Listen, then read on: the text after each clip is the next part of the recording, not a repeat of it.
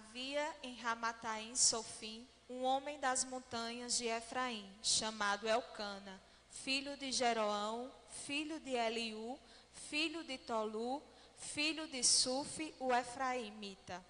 Tinha ele duas mulheres, uma chamada Ana e outra Fenena. Esta última tinha filhos. Ana, porém, não os tinha. Cada ano subia esse homem de sua cidade para adorar o Senhor dos Exércitos e oferecer-lhe um sacrifício em Siló, onde se encontravam os dois filhos de Eli, Ofine e Finéias, sacerdotes do Senhor. Cada vez que Elcana oferecia um sacrifício, dava porções à sua mulher Fenena, bem como aos filhos e filhas que ela teve.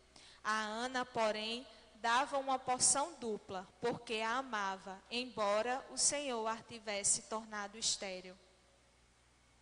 Sua rival afligia duramente, provocando-a a murmurar contra o Senhor que a tinha feito estéril. Isto se repetia cada ano quando ela subia à casa do Senhor. Fenena continuava provocando-a. Então, Ana punha-se a chorar e não comia. Ana, profundamente amargurada, orou ao Senhor e chorou copiosamente. E fez um voto, dizendo: Senhor dos exércitos, se vos dignardes olhar para a aflição de vossa serva e vos lembrardes de mim, se não vos esquecerdes de vossa escrava e lhe derdes um filho varão, eu o consagrarei ao Senhor durante todos os dias de sua vida, e a navalha não passará pela sua cabeça. Eli, julgando-a ébria, falou-lhe: Até quando estarás tu embriagada? Vai-te e deixa passar o teu vinho. Não é assim, meu senhor, respondeu ela. Eu sou uma mulher aflita, não bebi nem vinho nem álcool, mas derramo a minha alma na presença do Senhor. Não tomes a tua escrava por uma pessoa frívola, porque é a grandeza de minha dor e de minha aflição que me fez falar até aqui. Eli respondeu: Vai em paz, e o Deus de Israel te conceda o que lhe pedes. Elcana conheceu Ana, sua mulher, e o Senhor lembrou-se dela. Ana concebeu e, passado o seu tempo, deu à luz um filho que chamou Samuel, porque dizia: Eu o pedi ao Senhor. Elcana voltou para sua casa em Ramá, e o menino ficou ao serviço do Senhor, junto do sacerdote Eli. Os filhos de Eli eram maus, não conheciam o Senhor. Era muito grande a iniquidade desses moços aos olhos de Deus, porque atraíam o desprezo sobre as ofertas feitas ao Senhor. Eli era muito velho, sabia tudo o que faziam os seus filhos com os israelitas e como eles dormiam com as mulheres que estavam de serviço à entrada da tenda da reunião. Certo dia, um homem de Deus veio ter com Eli e disse-lhe da parte do Senhor: Escolhi os teus dentre todas as tribos de Israel para serem sacerdotes, subirem ao meu altar, queimarem o incenso e vestirem o efode diante de mim. Dei à casa de teu pai todos os sacrifícios oferecidos pelos israelitas, porque desprezais os meus sacrifícios e as minhas oblações que estabeleci em minha morada? Fazei mais caso dos teus filhos que de mim, engordando-vos com o melhor de todas as ofertas de meu povo de Israel. O que vai acontecer aos teus dois filhos, Ofine e Finéias, será para ti um sinal. Morrerão ambos no mesmo dia. Suscitarei para mim um sacerdote fiel, que procederá segundo o meu coração e minha vontade. Edificar-lhe-ei uma casa durável, e ele andará sempre diante do meu ungido. Palavra do Senhor. Graças a Deus. Meus irmãos, a segunda parte eu vou comentar depois. Só para que a gente entenda, esse livro é tirado de um dos grandes profetas da Bíblia, chamado Samuel. E aqui é o contexto histórico, né, de como Samuel nasceu, né, como eles vão ver. E quando eu me aprofundava mais na história de Samuel, eu vi o quanto importante e quanto fiel, quão grande esse homem era. Chegou um momento até que eu me constrangi quando eu vi a história de Samuel. Porque semana passada a gente pregou sobre Jonas, e se unia para conquistar as terras, né, lutar contra os povos inimigos. E nesse contexto, Samuel ele foi levantado pelo Senhor, de acordo com essa promessa, e aí fez o que fez. É um homem que ungiu Saul, foi o homem que ungiu Davi, um dos grandes também reis da história de Israel. Ou seja, Samuel ele teve um papel muito importante no contexto e da história de Israel. Sendo que, quando eu rezava a Deus, pedi discernimento do que Ele queria falar aos nossos corações na noite de hoje. Engraçado que quando eu entrei, mergulhei nesse mistério da história de Samuel, Deus me inspirou a duas visões. E aqui entrou o tema, né? Nós vamos hoje falar, claro, a gente vai mergulhar no mistério de Samuel, mas vamos falar de duas pessoas. Ana, que foi a mãe de Samuel, essa mulher fiel aqui. E vamos falar do outro lado de Eli, esse sacerdote escolhido por Deus. Esse homem que conta a história, né? Ele foi o homem que... Ele foi o mestre de Samuel, o sacerdote que conduziu Samuel, ungiu ele, e foi ele que substituiu Samuel para ser sacerdote na tenda da reunião, na tenda da Arca da Aliança. Eli que era muito responsável, ele que guardava a Arca da Aliança. E nesse contexto, Deus me inspirava essa questão da oferta. Porque não sei se vocês perceberam, mas tanto Ana quanto Eli, né? Em um primeiro momento, ela entregou Samuel para Deus em sacrifício, e depois Eli tinha sido chamado, repreendido por Deus, dizendo que ele tinha sido chamado, ele tinha ofertado a vida dele, os filhos dele, porém ele fez de forma errada, né? E aqui eu queria chegar ao que nós estamos ofertando a Deus. Veja que eu só posso ofertar alguma coisa, eu só posso dar alguma coisa a alguém, só posso pegar, por exemplo, essa minha Bíblia e dar para a Luísa, se eu tiver a Bíblia. Eu não posso dar aquilo que eu não tenho. Eu não posso simplesmente pegar a Bíblia do diácono aqui e dar para a Luísa. Eu dou porque eu estou dando. Mesmo que ele sem querer ou querendo. Mas eu não estou dando, porque a Bíblia não é minha.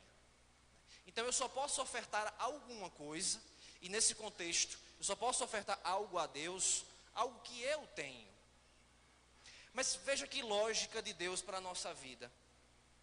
O dom da vida que você tem, onde é que você adquiriu? Você pode responder para mim: os meus pais, eles se conheceram, como mostra aqui logo no começo, né? Elcana conheceu, mas o contexto de conhecer é deitar-se com ela, é fazer as noites de núpcias, né, com a sua esposa. Ele conheceu, mas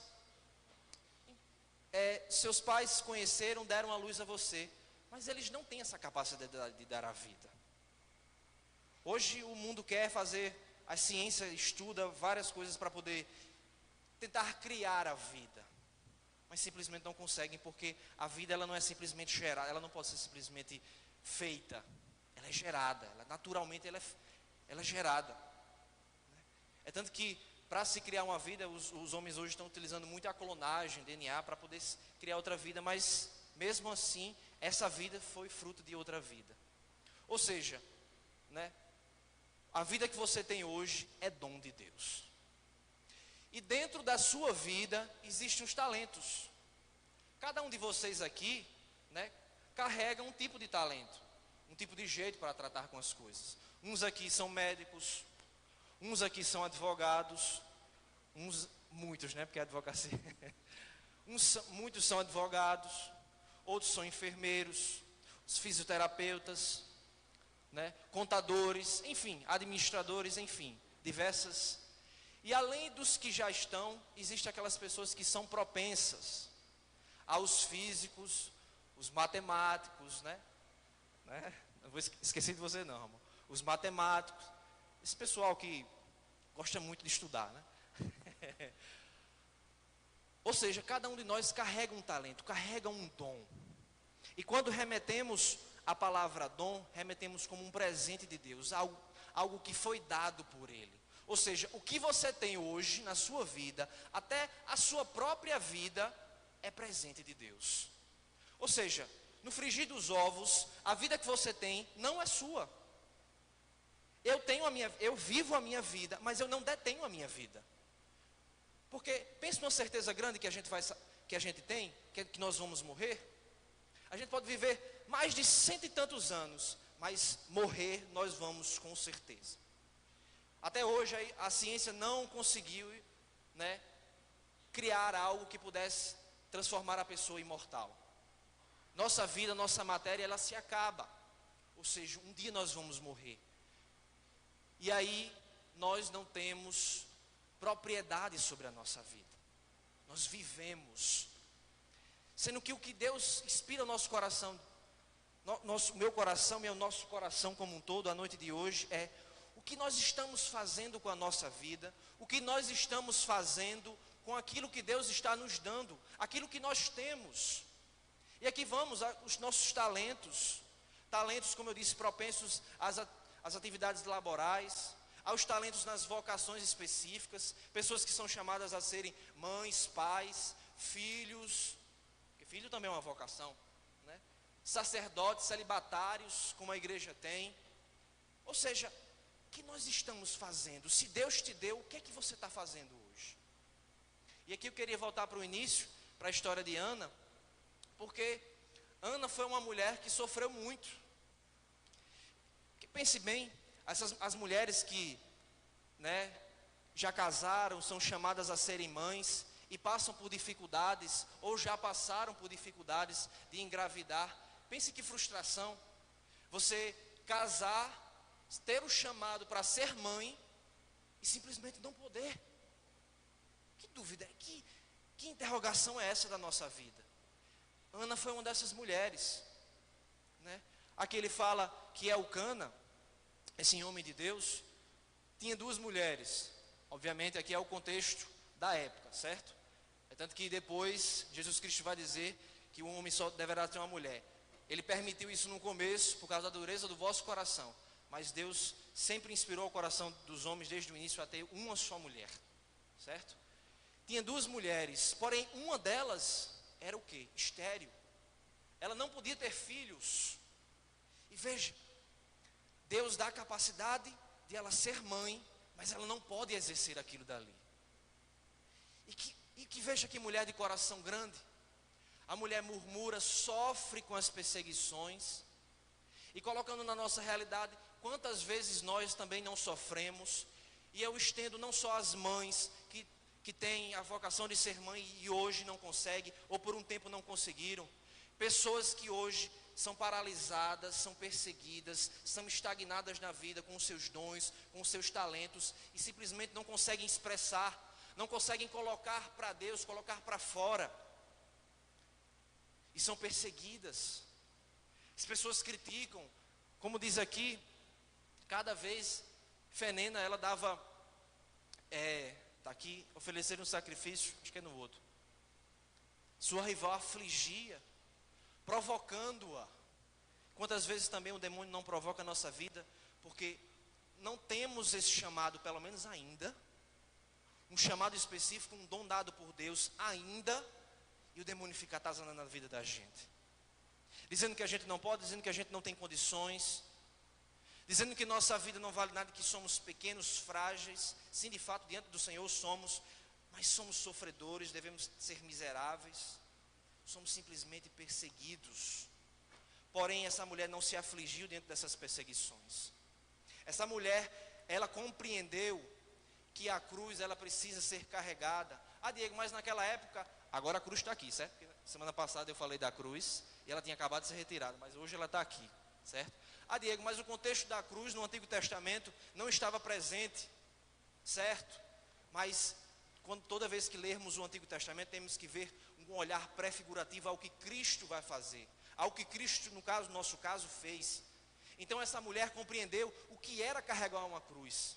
E eu fico indignado na vida, você que se diz cristão, ser de Deus e não ter a capacidade de enfrentar problemas.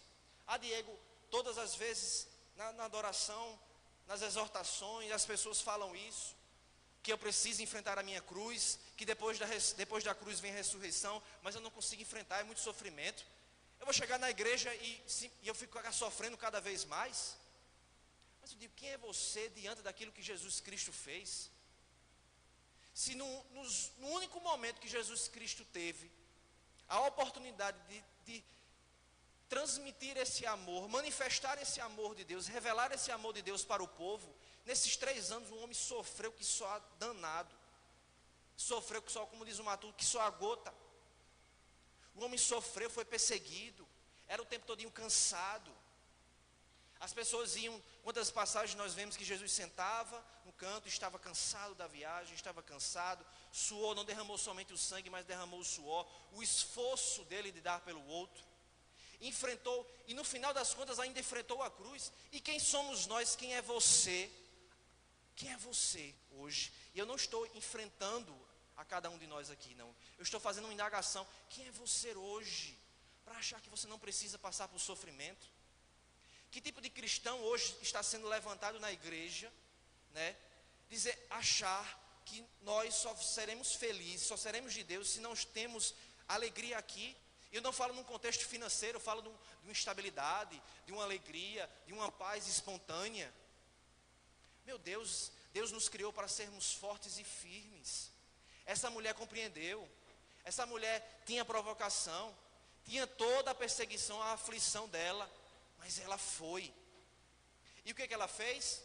Orou. Veja, Ana, profundamente amargurada, orou ao Senhor, chorou copiosamente. E como eu disse a semana passada, chorar não é sinal de fraqueza, pelo contrário, é sinal de humildade, de simplicidade. O problema é muitas vezes quando nós choramos no álcool, nas drogas, choramos e fugimos no cigarro, choramos e fugimos na pornografia, choramos e fugimos na masturbação, choramos e fugimos nas festas, porque não temos a coragem de ir diante do Senhor e chorar, não temos a capacidade de ir para um irmão humilde, simples como você é, porque você é pequeno, eu sou pequeno, nós todos somos pequenos diante de Deus, e chegar e partilhar com o irmão, pedir uma ajuda, pedir um auxílio. Abrindo um parênteses bem rápido, nós na comunidade fazemos atendimento, e uma das coisas que mais evidenciamos, as pessoas que querem chegar para nós, né, com todos os problemas, né, vão contar, vão partilhar, pedir orientação e tudo mais, mas uma coisa bem interessante, que é aquelas pessoas que estão mais aflitas com os seus problemas, elas simplesmente choram, e vou dizer com toda sinceridade, às vezes nós não temos resposta. Se um intercessor de nós aqui, temos vários intercessores, nós consagrados, toda a nossa comunidade somos intercessores, vocês são intercessores.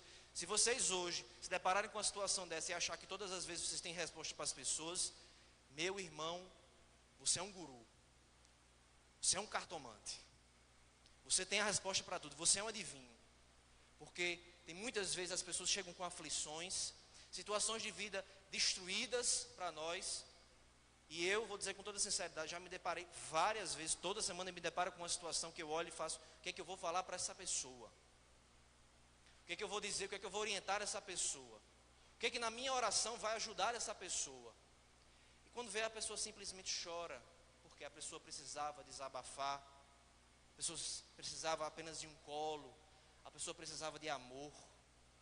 Então, muitas vezes, quando estamos fugindo de Deus, não aguentando as situações, as nossas aflições, fugimos disso porque não sentimos amado, não sentimos que as pessoas estão cuidando de nós, somos carentes, e aí o que é que a gente faz? A gente foge, em vez de chegar para diante de Deus e chorar. Diego, quantas pessoas já chegaram? Diego, quantas vezes eu já cheguei no Santíssimo diante de Jesus e só fiz chorar, minha oração é só chorar. Diego, todo dia eu rezo, eu choro. Meu irmão, louvado seja Deus. Pior você mentir diante do Senhor e dizer que está tudo bem. Chegar diante do Senhor e dizer, colocar uma máscara dentro de você, estou bem, sou cristão, sou Deus. Até pessoas chegam para o atendimento e não vou dizer os nomes, óbvio, claro, mas pessoas chegam no nosso atendimento, diz, Diego, eu estou com um problema tal, mas eu sei que é dessa forma, porque ele disse disso, e eu estou bem, eu sou fiel. Aí eu cheguei para a pessoa e disse, sim, minha irmã, mas me diga qual é o seu problema. Você me deu o problema, me deu o contexto, solucionou, e ainda disse que era o maior cristão. Sim, mas qual é o problema? O que é que a gente vai trabalhar? O que é que eu posso trabalhar para você? Era eu que deveria ser atendido por você. As pessoas simplesmente botam uma máscara dentro do teu sofrimento, não são sinceras. Eu tenho um problema. Quem não tem problema aqui, por favor, levante a mão. Eita, não tem problema ali? Eu tenho um problema. Mas por causa disso eu vou me afligir por causa disso? Não. Pergunta para o seu irmão que está do seu lado, você tem problema? Você tem aflição? Você é perseguido? Pois balance seu irmão e diga assim, pois ore. Pois adore ao Senhor. Voltando aqui. A gente não tem a coragem, como essa mulher fez, que orou copiosamente e fez esse voto diante de Deus, dizendo, Senhor, se vos dignares olhar para a aflição, para as minhas preces, eu vou pegar isso que eu estou pedindo para o Senhor e vou entregar como oferta. O Senhor está me dando, pois eu vou lhe dar, porque o que o Senhor me dá é teu. Toma de volta, Senhor, porque nada que eu tenho é meu. Não sou egoísta. Essa mulher fez isso, teve essa coragem. E agora, entra na história de Ana agora, preste atenção. A mulher queria ter filho, a mulher queria ter um filho, era o maior presente que ela tinha, a vida dela tinha essa aflição, e quando ela pede, quando ela recebe, ela diz, aliás, antes de receber, ela diz, se eu receber, eu ainda dou para o Senhor. Meu Deus, que coração livre. Mas sabe o que é isso? Um coração confiante nas promessas, na bondade do Senhor. Um coração firme, capaz de dizer, eu choro, eu sou humilde, eu sou assim, mas eu quero ser forte, o Senhor é mais na minha vida, e o Senhor sabe o que fazer na minha vida. Quem é que tem coragem de fazer Quem é que tem coragem de fazer isso? E é engraçado porque, dentro da igreja católica, voto, muitas vezes falada, popularmente falada como promessas, muitas vezes perdeu-se o sentido do que é promessa diante de Deus. Porque quando falamos de voto, de promessas diante de Deus, não é para garantir os meus desejos e assim deixar, não. É para dar uma oportunidade de provar a Deus que eu sou fiel a Ele. O voto que você faz de passar uma semana fazendo um jejum, o voto que você faz, a promessa que você faz, o jejum que você passa 40 dias na quaresma, fazendo o seu jejum, fazendo sua abstinência, se comprometendo de orar mais, de adorar mais, de buscar a Deus, de se confessar, a penitenciar mais a sua vida, isso é uma oportunidade de voto. Uma oportunidade de você dizer a Deus, Senhor, eu, Diego Holanda, quero me mergulhar cada vez mais nos teus mistérios, no teu amor. Por isso eu faço esse voto de fidelidade com o Senhor. Sendo que perdeu-se muito sentido, as pessoas começaram a fazer isso de forma egoísta, esfregando a lâmpada do Senhor e dizendo, Senhor, me dá um filho, me dá isso, me dá aquilo, porque se eu fizer, oh meu Deus. Vou dizer uma coisa para você, dentro da igreja, dentro da tradição da igreja, a teologia nos fala que Deus é onisciente, certo? Onipresente, onipotente. Deus é onisciente, Ele sabe de todas as coisas. Não é porque Deus é adivinho, não. Porque Deus sabe de todas as coisas. E sabe até o momento que você pode pecar já. Sabe o momento que pode acontecer daqui quando você sair da adoração. Então, você chegar para Deus e dizer, barganhar com Deus e dizer, Senhor, faz isso que eu te dou faz isso por favor, porque eu faço isso. Oh, rapaz. Coragem dessa mulher que fez um voto e disse, eu não vou fazer promessinha não, eu vou fazer um voto diante de Deus. E esse voto na Bíblia é chamado de voto de Nazireu. É tanto que depois, pode passar, aliás é antes mesmo, mas pode deixar aí. Aí nesse momento o homem é consagrado e depois ele não pode cortar o cabelo, assim como foi em Sansão, na época de Sansão. Uma mulher que teve a oportunidade de dizer, está aqui, eu recebi o presente, mas eu dou ao meu filho. E olha que coisa mais interessante. Vou pular, eu não sei se vocês perceberam, eu cortei algumas coisas, porque a história é longa, são 4 capítulos. Eli responde, vai em paz, e o Deus de Israel te conceda. Elcana conheceu a mulher, Ana, e o Senhor lembrou-se dela, da promessa que ela tinha feito, do voto. Ou seja, Deus chegou para ela e disse, é assim, então, pois me dê o filho, viu? Eu vou dar, agora espere. Agora espere. Quantos de nós hoje já não pediu a Deus, e o voto que a gente fez, a promessa, a oportunidade de sermos melhores diante de Deus, ela simplesmente foi de água abaixo?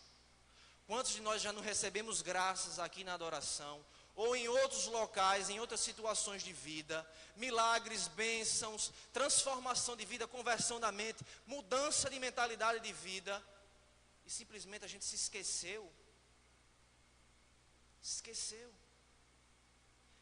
É uma tristeza muito grande depois da ação de Deus na nossa vida e simplesmente a gente parar, esquecer do que Deus fez para a gente. Só louvar a Deus quando tudo está bom, ou pior, só louvar a Deus quando tudo está ruim. A gente pode até se enganar, mas enganar a Deus a gente não engana não, meu irmão. A gente não engana a Deus não. Deus sabe, como eu disse, Ele é onisciente. Ele sabe tudo. E essa mulher não deu para menos não, pode passar. Voltou para casa e o menino ficou ao serviço do Senhor com o sacerdote Eli. Uma mulher que soube receber o dom e soube distribuir e ofertar a Deus. E agora, dentro dessa realidade de Ana, quero que você segure esse entendimento agora. Sacuda o seu irmão, não durma não que agora tem Eli.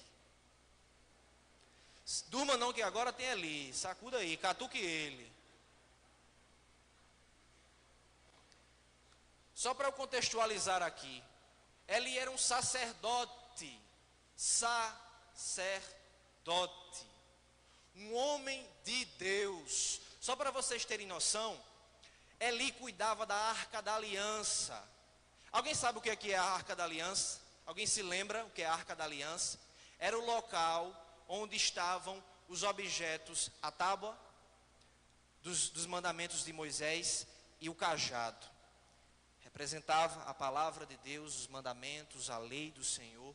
Ou seja, na Arca da Aliança, na Bíblia diz que lá estava a presença de Deus. Imagine, você foi chamado, profetizado na tua vida, de que você iria guardar a presença do Senhor.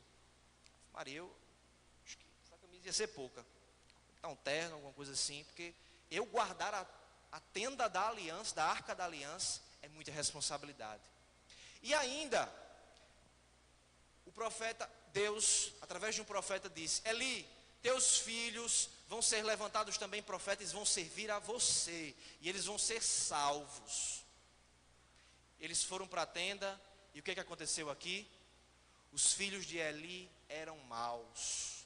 Mas não era só isso não, porque você deve pensar: Diego, mas os filhos de Eli, eles eram filhos dele, eles fizeram contra a vontade do pai, sim. Mas há na palavra do Senhor que diz que Deus falando a Eli através de Samuel, diz que Eli sabia de todas essas coisas ruins que os homens faziam, que os filhos deles, faziam, e ele simplesmente não fez nada.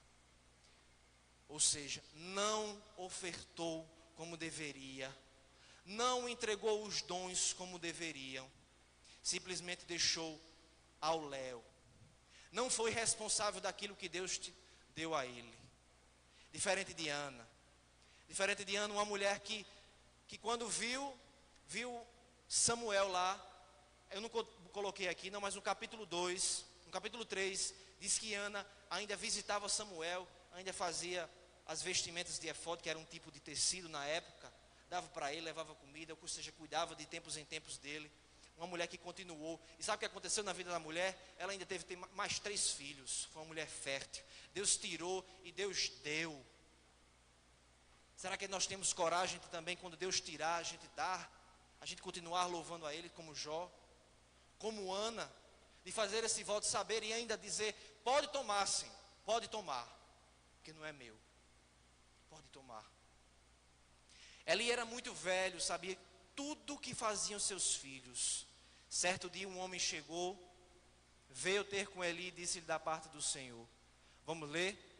Escolhi os teus dentre todas as tribos de Israel para serem sacerdotes.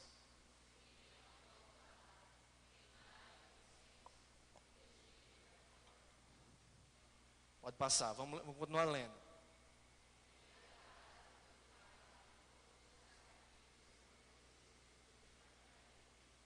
Porque desprezais os meus sacrifícios e as minhas oblações que estabeleci em minha morada, fazes mais caso dos teus filhos que de mim, engordando-vos com o melhor de todas as ofertas de meu povo de Israel.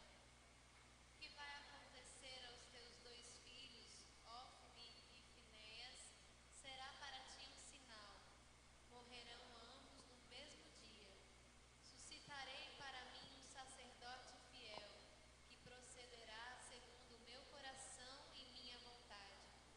Edificar-lhe-ei uma casa durável, e ele andará sempre diante do meu ungido. Meus irmãos, vamos passar para o próximo ponto.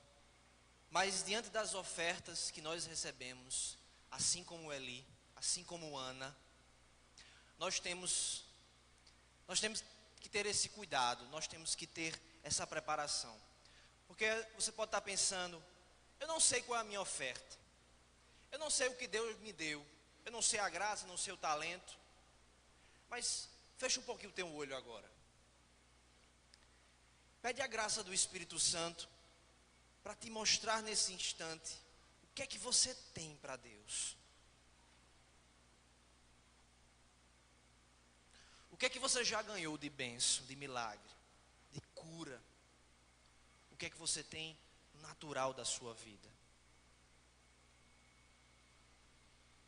E agora abre o teu olho. Eli tinha os 2 filhos dele, mas decidiu não cuidar dos filhos. Decidiu não cuidar dos talentos. Não sei se por medo, não sei se por fuga, não sei se por traumas, enfim. Não sei se por tantos outros motivos que colocamos justificativas para não distribuir a Deus, porque sinceramente eu acho lindo, espetacular, né?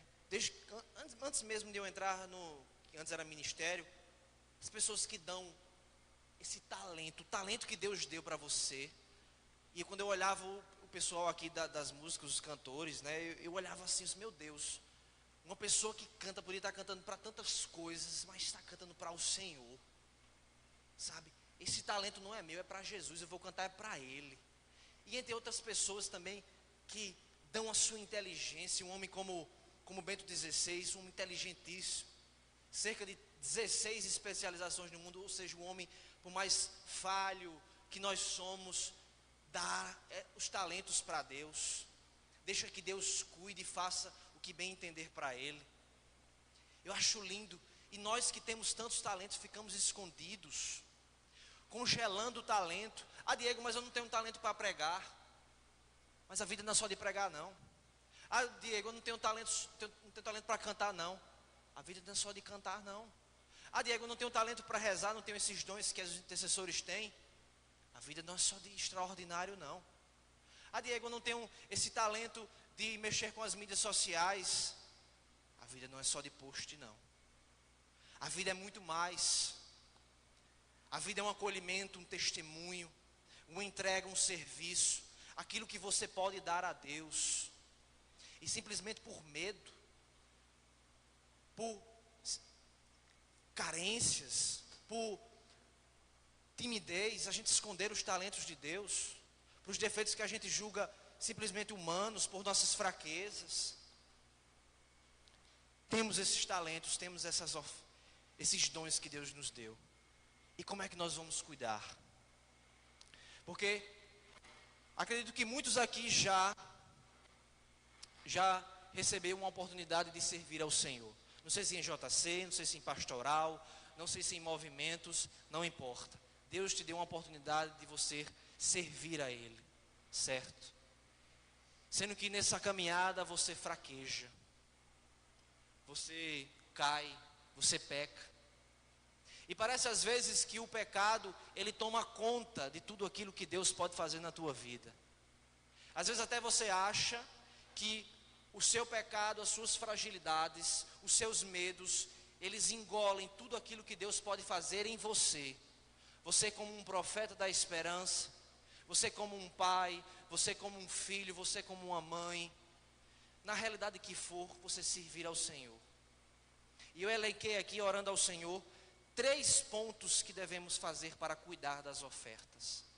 Primeira delas, se Deus deu a oportunidade como Eli de guardar e de cuidar dos dons que Ele deu, Ele por um momento ele se esqueceu. E o primeiro ponto eu queria que vocês repetissem comigo. O primeiro ponto para você cuidar dos dons de Deus é se lembrar do primeiro amor. Repita comigo, se lembrar do primeiro amor. Diga para a pessoa que está do seu lado, se lembrar do primeiro amor. Sabe por quê?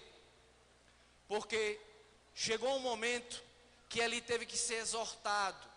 E nessa passagem aqui, ele ficou triste, porque ele se esqueceu daquilo que foi promessa para ele. Deus deu, Deus derramou, e ele fez sabe o quê? Ficou triste, não falou, tanto que ele não fala nada, ele não responde nada, ele fica ali parado, tanto que teve que vir Deus falar com Samuel, num sonho, chegar para ele e dizer, teus filhos estão fazendo coisa errada, não percebe não é?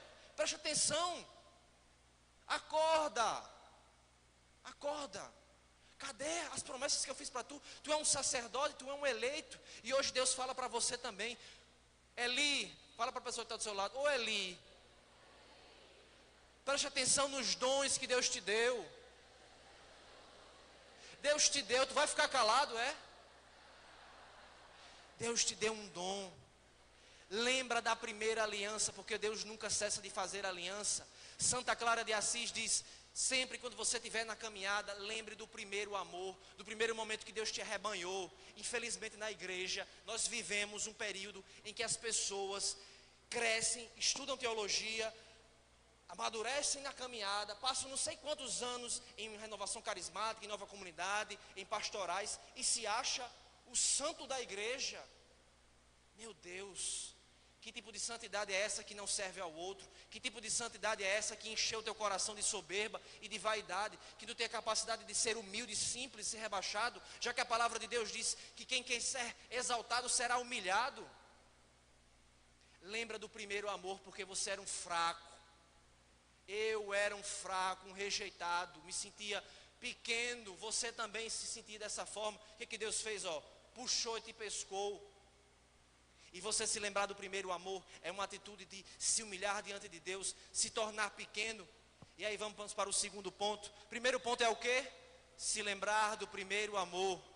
Segundo ponto, repita comigo, perseverar na aliança. E como é difícil perseverar na aliança. Ana tinha feito essa aliança com Deus. Ana tinha feito isso. Mas como foi que ela perseverou? Ela orou. Meu irmão, vida sem oração, vida sem jejum, vida sem mergulhar na palavra de Deus, vida sem sacramento, vida sem humildade, vida sem caridade, vida sem resposta e sem testemunho, não é uma vida de cristão. Não adianta você vir aqui todas as terças-feiras e sair daqui do mesmo jeito, porque onde Deus toca, Deus transforma. Se você está na presença de Deus, como Ana fez na presença de Deus, na arca da aliança, por mais que tivesse perseguições, por mais que as pessoas olhassem para você, como olhou para Ana e disse, você é uma doida, você é um doido, bêbado, que vem toda terça-feira aqui para adorar e parece que não muda nada. Por mais que tenha isso, se você perseverar e ter a capacidade de abrir o seu coração para Deus transformar seu coração hoje, perseverar na aliança que Deus fez, você vai conseguir. Segundo ponto, o que é? Perseverar na aliança. E para finalizar, meus irmãos, cuidando dos dons que Deus tem para você, Deus nos pede para abraçar as nossas dificuldades. Repita comigo, abraçar as nossas dificuldades. depois de você reconhecer que Deus te pegou, depois de perseverar como quem quer de verdade, como quem manifesta esse desejo, você precisa abraçar as suas dificuldades. Saber que você, seu lombo aqui, de carregar a cruz, seus pés precisam cansar. Seu joelho diante do Senhor, os seus olhos precisam chorar. Precisam enfrentar, precisam superar as situações que você está. Não seja e não se julgue fraquinho, repito. Sabe por quê? Porque Eli era um sacerdote, Zacarias era um sacerdote, estava num altar servindo ao Senhor. Tem lugar mais propício para Deus falar? Tem lugar mais propício do que Deus falar aqui na adoração junto conosco? Tem lugar mais propício em momento de oração Deus falar conosco? E sabe onde é que Deus falou? Tanto com Ana como Nossa Senhora? Foi em casa, no simples, porque elas se fizeram simples e abraçaram as maiores promessas. A primeira, aquela mulher que foi um dos maiores profetas do Antigo Testamento. E a segunda, essa daqui, se enchendo de graça do Senhor. Ela que antes é agora, naquele instante, e ainda continua sendo cheia de graça. Ela confiou, e hoje nós temos a maior promessa de salvação e de redenção na nossa vida. A maior promessa de amor, Jesus Cristo. E se você na noite de hoje deixar que Deus faça com as suas ofertas o que Ele bem entender, você vai compreender de que Ele quer fazer um milagre na tua vida, quer te reerguer e fazer multiplicar cada vez mais frutos de vida, na sua vida e na vida das pessoas. Amém?